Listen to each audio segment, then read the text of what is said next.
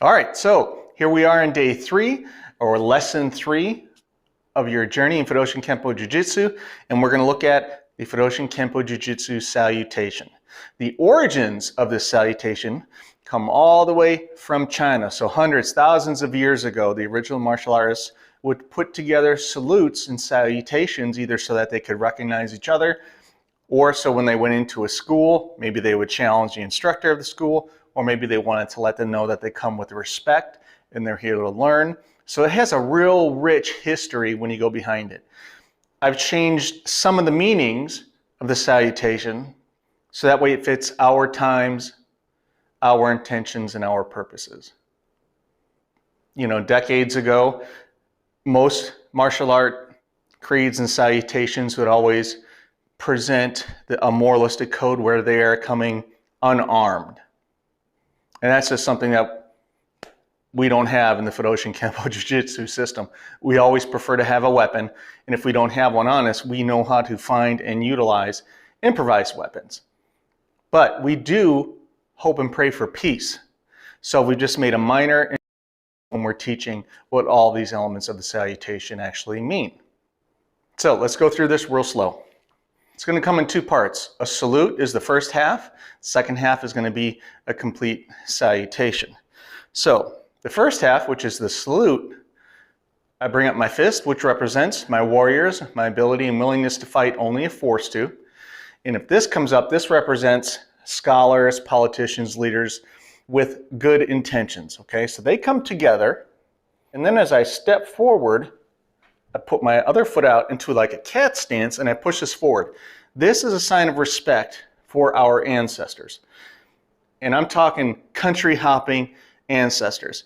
In the martial arts, you want to go all the way back. I learned my skill sets and curriculum from my teachers. They learned it from their teachers, so on and so forth. So we don't care what country you come from.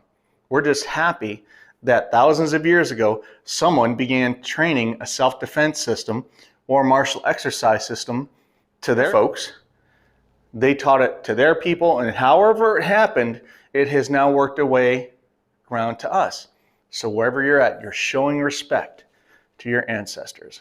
Now, in times of trouble in your country, whatever that country is, the goal is to have the warriors and the scholars come together back to back, do whatever it takes to pull the country together. As we step out to the side into a horse stance, these hands will come up. And the triangle is going to represent first the fact that we prefer peace. We desire peace. It represents the mind, body, and spirit. It shows that our heart is pure. It also represents the geometric shape that you will see in even a standalone Kenpo or standalone Jiu-Jitsu school.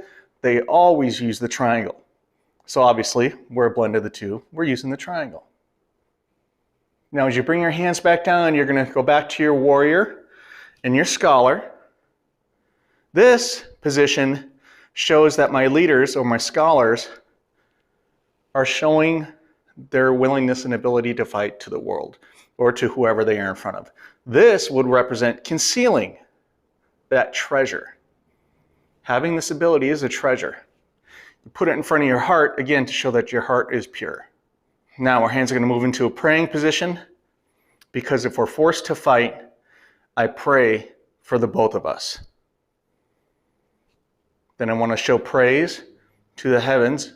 So my hands are going to shoot up. Trace a heart while I'm simultaneously bringing my left foot in, and I come down to the position of attention.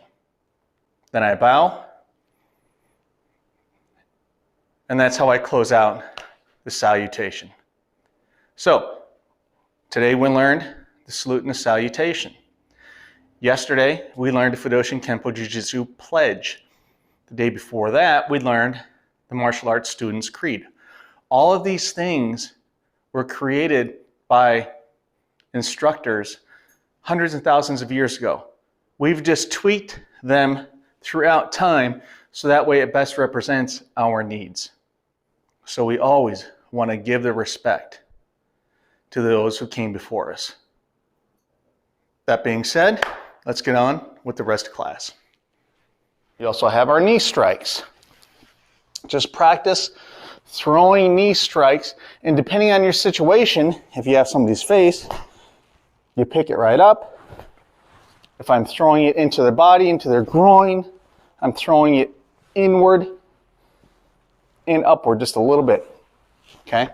And you want to practice opposing forces.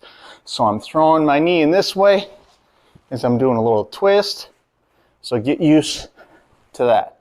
It can be straight up or it can be inward. And again, I want to settle down forward. In our next video, we're going to go over the most commonly available targets for these weapons, such as the front kick, be it squat, oblique, or the knee, whether it's an upward or more of an inward knee. Slaps, extremely powerful, extremely fast. You can launch them from obscure zones. They work so often. When you slap, you don't want to cup your hands. There's kind of a myth that goes around that says if you're going to slap somebody in their ears, to cup your hands and you'll get a better air pocket in there. That's not the case. All you have to do is tap yourself on the ears with a cupped hand and then flatten your hand out. So we want to use slaps as often as we can because they can come down here. You can be telling someone to calm down, boom, and you just slap them upside the head, okay? We'll practice it on the bag. We'll go ahead and practice it on the JKD dummy. So that way you can see different methods of use, as well as in the closest weapon, closest target video, we'll go over slaps again. But they are one of your main tools.